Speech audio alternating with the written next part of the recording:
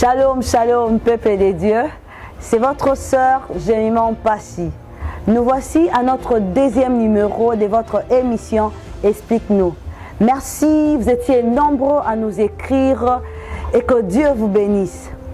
Sans plus tarder, nous passons à la présentation de notre orateur du jour.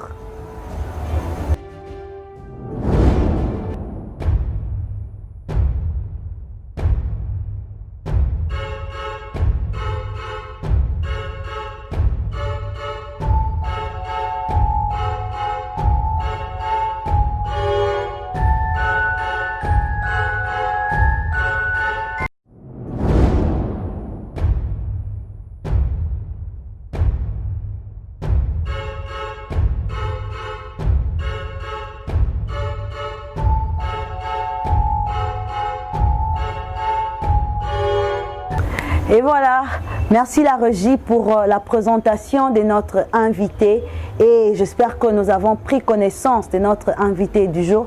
Sans plus tarder, nous commençons avec notre rubrique questions. Déjà, la première question nous vient de la sœur Brinel Ngindu de l'église Tabernacle à Kinshasa, Lemba. La deuxième question nous vient du frère Agrey Ngalassi de l'église La Louange à Kasavubu.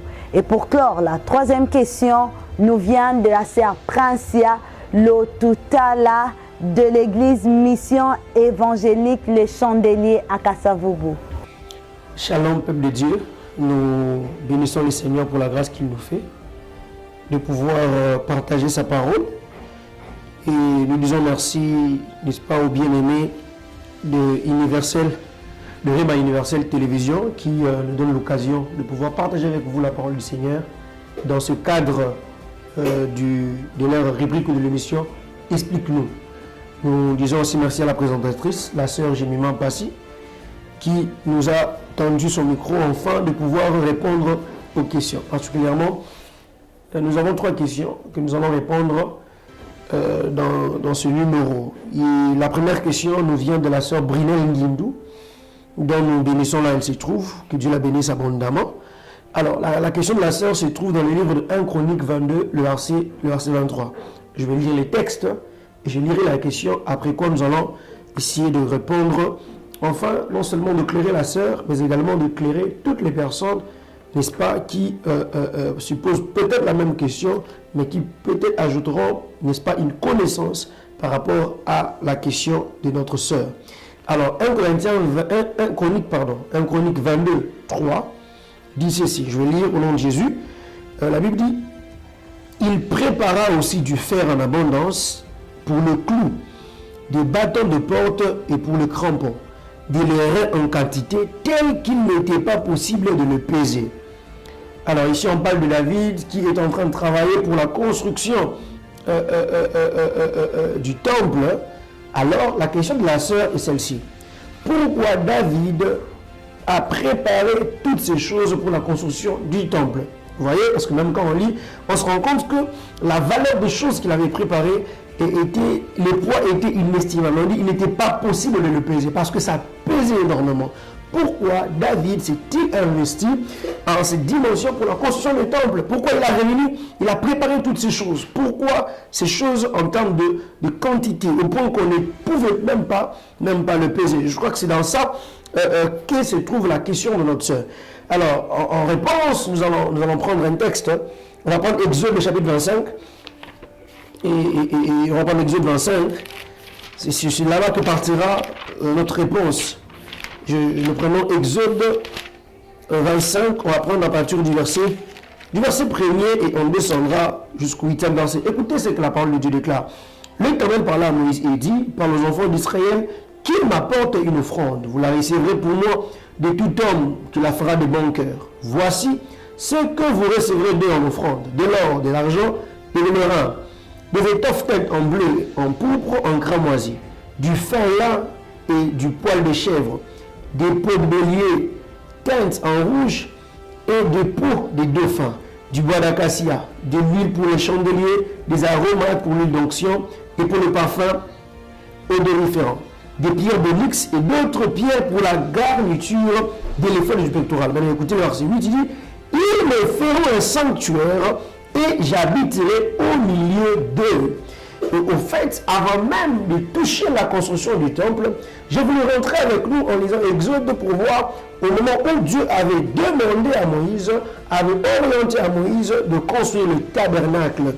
Vous allez déjà être d'accord avec moi, c'est que la construction du tabernacle avait exigé des matières qui étaient des matières précieuses. Ici, dans l'Exode 25, c'est Dieu qui est en Exode 25, c'est Dieu qui est en train de parler à Moïse, tout en lui orientant, n'est-ce pas, des éléments qu'il devait prendre pour la construction du tabernacle. Et Dieu dit d'ailleurs, c'est là qu'il me fera un sanctuaire et j'habiterai au milieu d'eux. Pourquoi David a rassemblé toutes ces choses? Parce que, bien aimé dans le Seigneur, les matières précieuses, les choses qui valent, étaient le symbole même de la gloire de Dieu. En fait, la gloire de Dieu ou encore la grandeur de Dieu était exprimée par ces choses. Je vous donne un autre texte qui l'explique clairement. Parce que quand Dieu avait demandé de l'autre côté, quand vous allez me construire un tabernacle, Dieu n'avait pas demandé qu'on prenne de pierre qui ne valait rien. Non, Dieu avait exigé ou demandé des offrandes, de l'or, de l'onyx, en fait des pierres qui valaient grand chose, des pierres précieuses, afin qu'on lui fasse un demeure. Et c'est ainsi que dans la suite des temps. Donc ce que David fait, cela n'a pas commencé avec David, cela a commencé avec Moïse et les autres. Donc, il est de la culture de Dieu de demander des choses de valeur afin qu'on lui fasse un lieu. Lorsque même vous lisez Apocalypse 21, vous prenez à partir du verset 10, verset, vous descendez, là-bas on parle de Jérusalem céleste, on présente Jérusalem céleste, il faut lire. Vous allez vous rendre compte que là-bas, c'est un endroit glorieux, il y a plein de pierres précieuses et plein de matières, de valeurs, vous voyez un peu. Donc, le Dieu de la Bible habite dans des lieux qui est valeureux, si je peux le dire ainsi. Et c'est ainsi que même pour la construction du tabernacle, c'était la même chose. Et c'est là, ça m'est suivi avec David. Mais maintenant, écoutez la réponse explicite de ce que David était en train de faire. Nous allons lire 1 Chronique, le verset 29. On rentre à 1 Chronique, mais là, nous lirons le verset 29, le chapitre 29. On va prendre le verset 2. Alors, écoutez ce que 1 Chronique dit dans le verset 1 Chronique 29, le verset 2. Alors, écoutez ceci. La Bible dit, j'ai mis, là c'est David qui parle, il dit, j'ai mis toutes mes forces à préparer pour la maison de mon Dieu de l'or pour ce qui doit être d'or, de l'argent pour ce qui doit être d'argent, de l'airain pour ce qui doit être d'airain, de fer pour ce qui doit être de fer, et du bois pour ce qui doit être de bois, des pierres d'onyx et des pierres à enchâssées, des pierres brillantes et de diverses couleurs. Toutes sortes de pierres précieuses et du marbre blanc. Écoutez bien, dans les Seigneurs, c'est ici que j'aime la parole de Dieu. David dit, j'ai mis toutes mes forces. Vous voyez? C'est-à-dire, il a mis toutes ses forces. Maintenant, comment David explique ses forces ou encore son engagement? David dit, j'ai mis toutes mes forces pour la construction de la maison de Dieu en prenant de l'or, en prenant toutes les pierres précieuses. Donc, pourquoi David a rassemblé toutes ces choses? Le fait que David rassemble ces choses, c'était le symbole de son dévouement à la construction du temple du Seigneur. David était tellement dévoué, il était engagé à la construction du temple, cela a valu toutes ces choses, vous voyez, au point qu'il est allé rassembler des choses qu'on ne pouvait pas peser. Donc, c'était l'expression, il dit, j'ai rassemblé toutes mes forces. Mais comment il définit cela? Il a rassemblé ses forces en réunissant toutes les pierres précieuses. Ceci veut dire simplement, mes frères et sœurs, en ce qui concerne l'œuvre de Dieu, en ce qui concerne les choses de Dieu, nous devons être dévoués, nous devons être engagés, nous devons réunir toutes nos forces afin de donner à Dieu un lieu qu'il faut, afin de donner à Dieu un lieu glorieux, afin de donner à Dieu un lieu qui correspond à sa dimension. Certes, il n'y a rien sur la terre en termes de pierres précieuses qui peut correspondre à la dimension de notre Dieu. Mais humainement parlant, nous essayons, c'est ainsi que nous exhortons même aux bien-aimés frères, aux pasteurs des églises, d'accorder à un Dieu un lieu pur, un lieu propre, des endroits qu'on peut bien vivre, bien passer le culte. Pourquoi? Parce que notre Dieu, c'est un Dieu grand. Mais nous exhortons les bien-aimés frères à être engagé, à être dévoué dans tout ce qui concerne l'œuvre de Dieu en nous mettant toutes les forces. Donc, tout ce que David avait fait, c'était l'expression de sa force, l'expression de son engagement, l'expression de son dévouement. Alors, ce dévouement a été traduit en réunissant toutes ces choses au point même qu'on ne pouvait pas le compter. Et j'aimerais dire à quelqu'un, si tu n'as pas de l'or à amener à Dieu, si tu n'as pas de l'argent à amener à Dieu, mais tu peux t'engager avec ton cœur, avec dévouement. Je vais lire un dernier verset pour clore. On va prendre Ecclésiaste très rapidement. Ce sont les derniers textes qu'on lira. On prend Ecclésiaste 9. Nous allons prendre le verset 10. Écoutez ce que Ecclésiaste dit. Voilà, il dit, tout ce que ta main trouve à faire, comment il dit, tout ce que ta main trouve à faire avec ta force, fais-le. Car il n'y a ni œuvre, ni pensée, ni science, ni sagesse dans le séjour de mort où tu vas. Il dit, tout ce que ta main trouve à faire avec ta force, fais-le. Vous voyez, donc ici on nous recommande, tout ce que nous avons l'occasion de le faire avec force. Vous voyez un peu. Alors, je vous exhorte, bien dans le Seigneur, à être dévoué, à être engagé à Dieu et à vous investir dans le travail divin, car votre bénédiction en dépend et ce sera votre expression dans l'amour que vous avez pour Dieu et dans votre engagement que vous avez pour l'œuvre de Dieu. Merci. Alors, en ce qui concerne la deuxième question, la deuxième question nous vient du frère Agré Ndalassi, de l'église de la Louange. Sa question se trouve dans le texte de Luc 17, le verset 17. Luc 17 dit, si je vais lire le texte, et après je lirai, n'est-ce pas, la question. Luc 17, le verset 17. Écoutez ce que la Bible dit. Jésus prenant la parole et dit, les 10 n'ont-ils pas été guéris? Et les 9 autres, où sont-ils? Alléluia. Voilà, c'est ça. Alors, écoutez la question. Le bien-aimé veut savoir, les 9 autres sont restés avec la lèpre. La deuxième sous-question, c'est que, est-ce qu'ils ont été guéris? Et il veut savoir que pouvons-nous comprendre après toutes ces choses? Que pouvons-nous comprendre après toutes ces choses? Déjà, clairement, je dirais que les 9 ont été guéris. Pour ceux qui ne connaissent pas l'histoire, ici il s'agit de 10 lépreux, n'est-ce pas, que Jésus avait rencontré. Il est entré à Galilée et il a rencontré 10 lépreux. Alors ils sont venus, il a prié pour eux, il leur a dit, écoutez, allez vous présenter devant les sacrificateurs. Alors la Bible dit qu'ils sont allés et pendant qu'ils étaient en chemin, ils vont se rendre compte qu'ils étaient guéris. Alors la Bible déclare qu'un d'eux va retourner vers Jésus, afin de rendre grâce, afin de remercier le Seigneur par rapport au miracle qui lui avait été accordé. Alors c'est là que Jésus maintenant va parler dans le verset 17 qu'on a lu, en disant qu'ils étaient 10, ils ont été guéris, mais où sont passés les autres? Pourquoi il n'y a que lui qui revient? Alors, qu'est-ce que nous pouvons comprendre dans tout ça? Ce que je voulais déjà nous dire, c'est que les 9 autres qui étaient partis, exactement, ils étaient guéris. Parce que les textes nous informent qu'ils étaient tous guéris. Même la question de Jésus dans le verset 17 insinue la guérison. Tous 10, ils étaient guéris. Vous voyez? Ils étaient tous guéris. La lèpre était partie. Mais maintenant, quand l'autre revient et Jésus pose la question, qu'est-ce que nous devons comprendre? Ici, j'aimerais dire à un enfant de Dieu, c'est que tout ce que Jésus nous accorde, tout ce que Jésus fait pour nous, bien aimé, ça a un objectif du salut. Jésus, tout ce qu'il te donnera comme miracle, comme guérison, comme surnaturel, le but principal, l'ultime objectif du Christ, c'est qu'au travers de cela que tu obtiennes le salut. Ce qui fait que les autres, les 9 ont obtenu la guérison, mais vous allez vous rendre compte avec moi, je lirai le verset suivant, c'est que quand l'autre revient dans le Christ, il va avoir par-dessus la guérison une chose que les autres n'ont pas eu. Écoutez ce que la Bible dit dans le verset 19. Le verset 19, il dit, allez, puis il lui dit, lève-toi, va, ta foi t'a sauvé. Vous voyez? Donc les 10 ont eu la guérison, les 9 sont partis avec la guérison, mais l'autre, en rentrant vers le Seigneur, il obtient maintenant le salut. Donc le miracle a pour fonction de tourner le regard du peuple.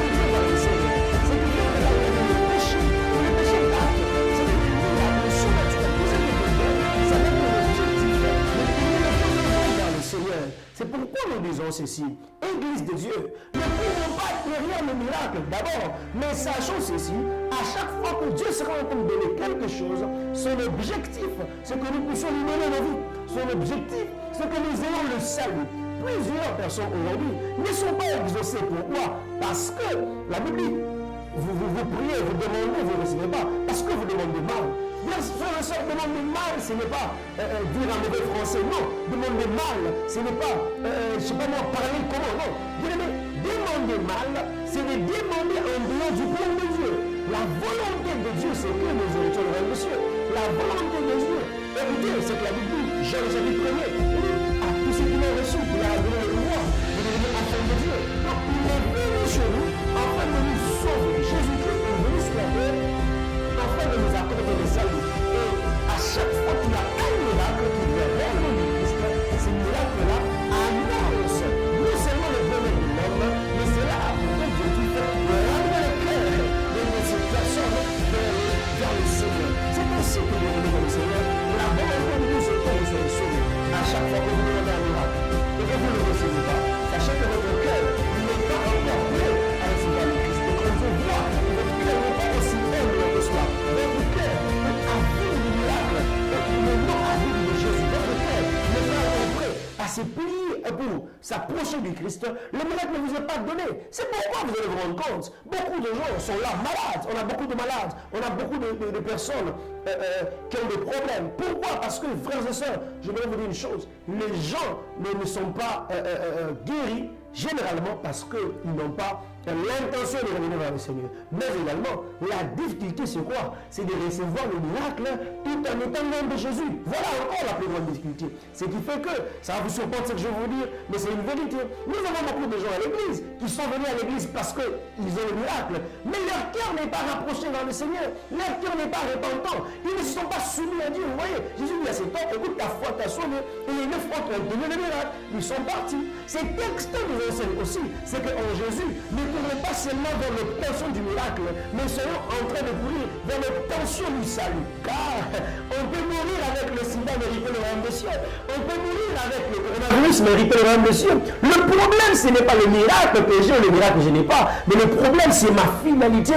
Et je bénis Dieu pour cet homme qui dit, Jésus lui dit, écoute, toi, ta foi t'a sauvé. Donc la foi n'accorde pas seulement le miracle, la foi accorde aussi le salut. Je prie le Seigneur et je demande à toi qui me suis maintenant, tu as besoin que Dieu t'intervienne dans ta vie. Écoute, l'objectif de Dieu, c'est de te sauver. D'abord, c'est ton cœur. Ce n'est pas tout ce dont tu as besoin. Si Jésus va te donner le mariage, s'il va te donner les enfants, s'il va te donner tout ce dont tu as besoin, la guérison, écoute, sa volonté, c'est que après ton miracle, que tu rentres vers lui, après ta guérison, que tu obtiennes le salut. Alors s'il te plaît, en cherchant le Seigneur, change tes motivations. En demandant à Dieu de te guérir, de te bénir, change de motivation et tu verras ça.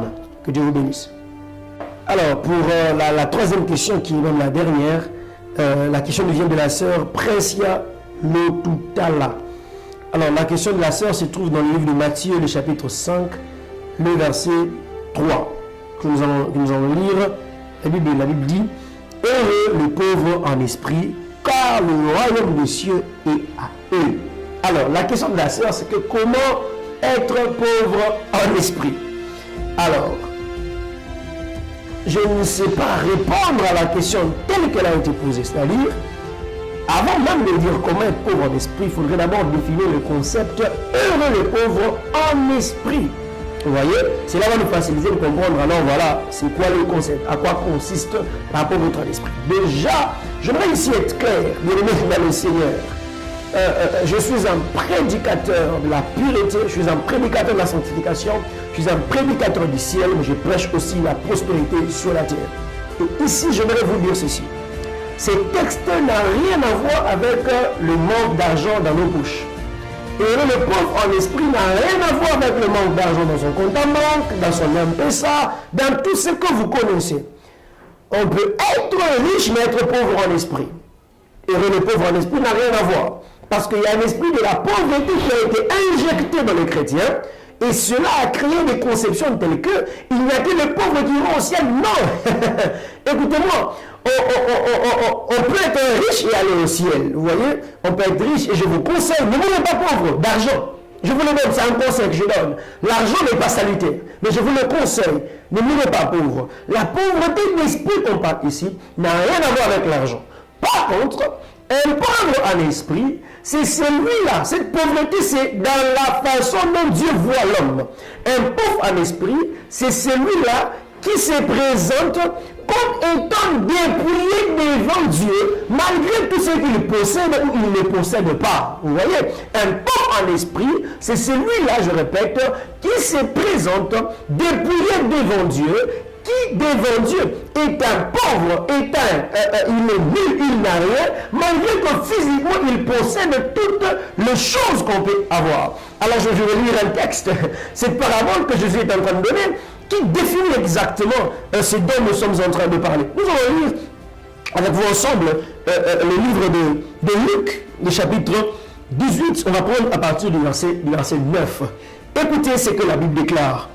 Il dit encore cette parabole, en vue de certaines personnes se persuadant qu'elle était juste. Écoutez, et ne faisant aucun cas des autres. Le verset 10.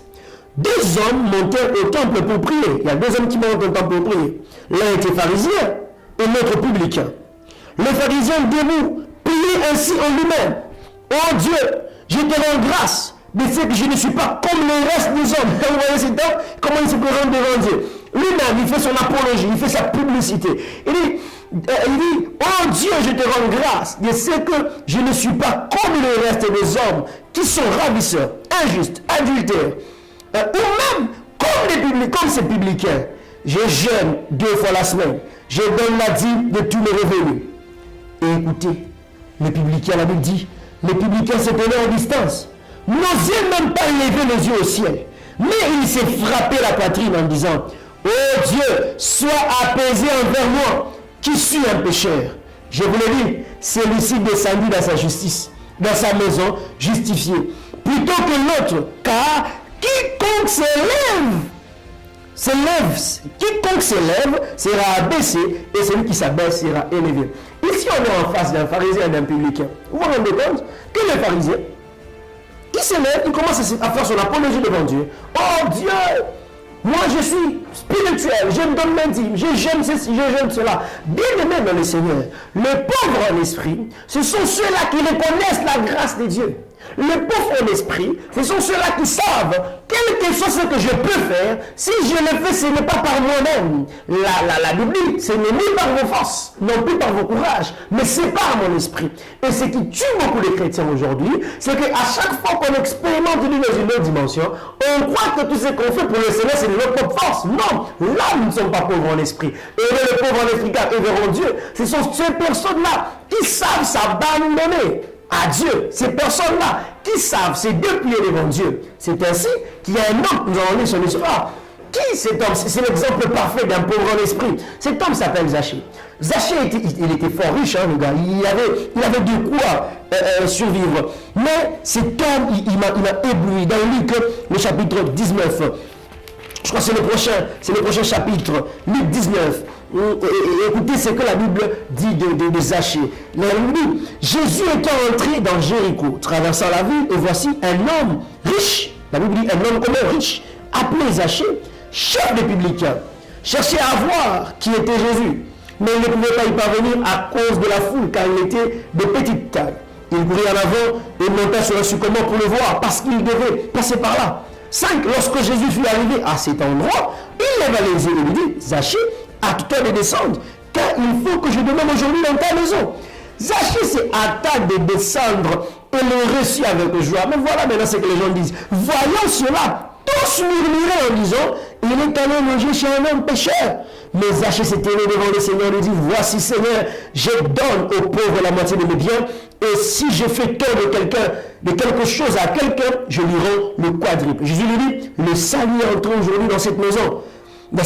Parce que celui-ci est aussi un fils d'Abraham, car le fils de l'homme est venu chercher et sauver ce qui était perdu. Zachée était fort riche, il avait de quoi, il avait de l'argent. Mais vous allez vous rendre compte que Zachée savait, c'est que l'argent que je possède, mes capacités que j'ai, ne peuvent pas me donner le salut. C'est que Zachée savait, je peux m'humilier devant Dieu, c'est-à-dire, je peux même malgré mon rang, monter sur un arbre, juste pour rencontrer Jésus. Les pauvres en esprit sont toutes personnes qui sont prêtes, je répète, à se dépouiller de leur personne, de leur titre, de leur rang, de leur origine, de leur appartenance sociale, de leur appartenance ethnique, afin même de s'humilier devant Jésus pour que Jésus entre dans leur vie. Sont là les pauvres en esprit. Les pauvres en esprit, ce ne sont pas ces personnes-là qui manquent à manger. Non, non, non, non, non, non, non. N'est-ce pas, Jean chapitre 10, le verset 10, la Bible dit, les voleurs ne viennent que pour dérober, égorger et détruire. La Bible dit, mais moi, je suis venu afin que mes brebis aient la vie et qu'ils soient dans l'abondance. Donc Jésus est venu nous donner l'abondance. Hein? Mais le pauvre en esprit n'a rien à voir. Alors, comment être pauvre en esprit? C'est en s'humiliant devant Dieu, c'est en se présentant devant le Seigneur comme un homme avide, alors que même si tu as des choses où tu n'en as pas, c'est-à-dire c'est ta présentation devant le Seigneur, où tu viens vers Dieu, où tu es devant Dieu, comme un homme qui ne fait pas son apologie, comme un homme qui ne crie pas sur sa vie spirituelle, sur son nombre de jeûne. Nous, on connaît des gens, quand ils parlent de sa façon de jeûner, oh là là, ils croient intimider Dieu. Non, bien aimé dans le Seigneur. Et le pauvre en esprit, c'est-à-dire ceux-là qui, dans les choses spirituelles, sont humbles, s'effacent, croient que tout ce que nous pouvons faire, c'est la grâce de Dieu et la force du Seigneur. Je crois que ce sont là les trois réponses qu'on pouvait donner selon la part que Dieu a mis en nous et selon l'inspiration d'aujourd'hui par rapport à ces trois questions. Sinon, que Dieu vous bénisse abondamment. C'était le pasteur David Kalonji de l'église missionnaire Parole Faite Chair. Soyez bénis.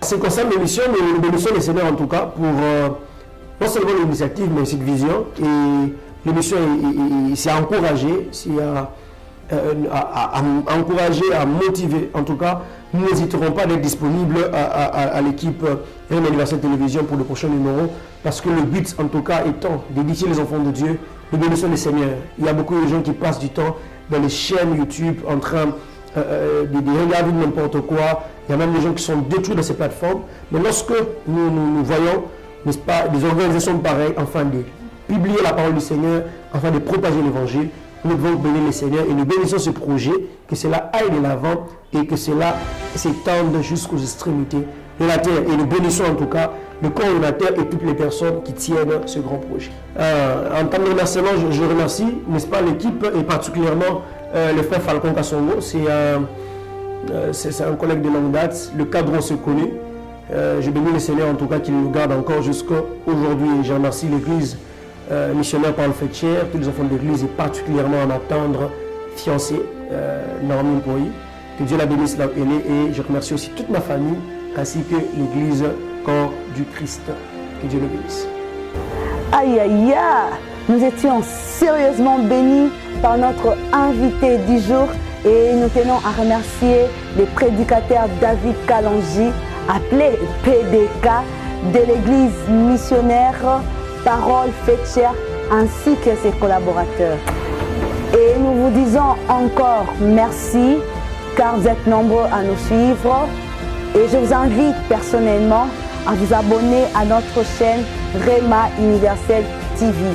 Pour vous qui avez des questions, des préoccupations, aussi des zones d'ombre, n'hésitez surtout pas à nous écrire par notre numéro qui s'affiche au bas de l'écran.